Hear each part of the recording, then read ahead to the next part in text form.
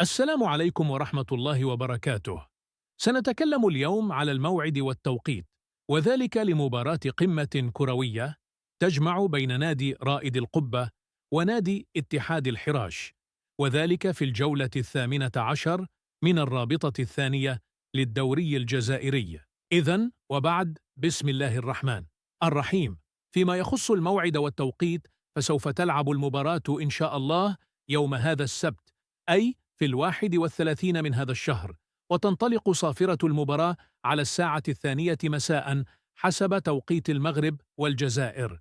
وأما القناة الناقلة فلم يتم تحديد أي قناة بعد. لا تنسوا محبي قناة النشرة الرياضية أن تتركوا لنا تصويتا على من سيفوز في المباراة. وهكذا نكون قد انتهينا.